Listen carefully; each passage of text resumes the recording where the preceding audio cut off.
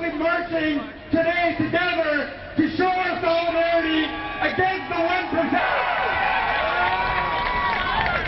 The Occupy protest movement came to Canada on Saturday when simultaneous events were held right across the country from Halifax to Victoria. Here in Vancouver, about 5,000 people jammed in the front of the Vancouver Art Gallery to hear speakers talk about everything from corporate greed to the mismanagement of banks to the destruction of the environment. Organizers of this loosely held event say that fundamental changes are needed in political, economic and social infrastructure for things to get better in future.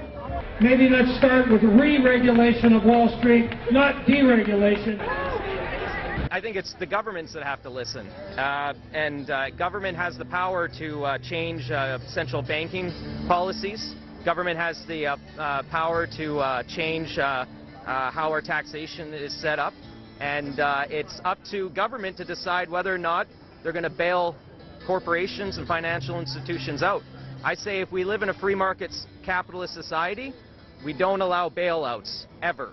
The whole system that we have has been corrupted by greed, basically. So organizations which are only concerned with their bottom line and with profit have been allowed to dictate government policies, they've been allowed to take over political parties, and they've been allowed to make decisions about public commons like education and healthcare.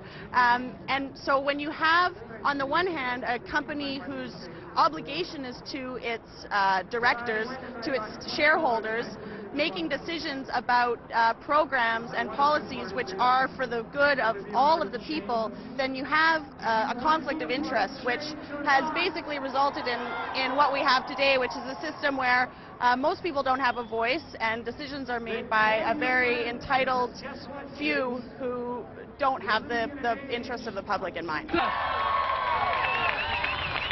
The Occupy movement that started September 17 in New York City with Occupy Wall Street has its origins in Vancouver, as it was local magazine Adbusters that put out the original call via Twitter to Occupy Wall Street. So far, the Occupy movement has spread to about 71 different countries and regions. I'm protesting that all workers are under the gun right now in the world because the big businesses are profiting more and more, and the corporations are profiting more and more, and governments are privatizing to big business. People are losing out on things that we paid for early on in the beginning with our tax dollars, and I think it's time that the people, the 99%, speak out and say we're here to occupy Vancouver and let everybody else, the 1%, and let all the other 99% to come on down and speak their mind. Can anyone afford the seniors? No! No, we can't. Global capitalism creates so many different problems of inequality and injustice and environmental degradation that it's not surprising that there's no one single answer. But I think that that is emerging, and I think there's a lot of common ground that people would already share, like a more fair and progressive tax system, more public investment in infrastructure, the creation of jobs that would reduce youth unemployment, and a switch to sustainable energy and technology. I think all those things would be supported by pretty much everybody here. I think it's really hard for this whole movement, worldwide movement, to be ignored, and that's the best part about it. And one of the things I really like about it is that it doesn't try to ascribe any particular solutions right now. Just get everybody together and say what's happening right now doesn't work and we need to fix it.